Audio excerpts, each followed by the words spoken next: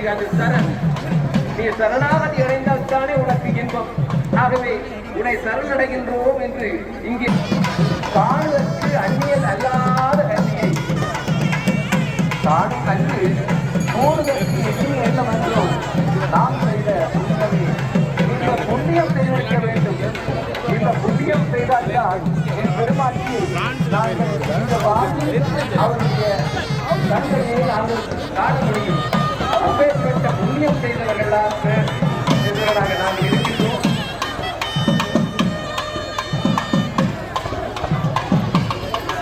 பூத்தவளே புவனம் 14 பூத்தவண்ணம் காத்தவளே பின் கலந்தவளே கரை கண்டனுக்கு மூத்தவளே என்று உடையவளே மாத்தவளே உலகத்தை கற்றோர் தெய்வம் பந்திப்பதே என்று அபிராமி பட்டர் அம்பிகையை வேண்டி பாடினார்.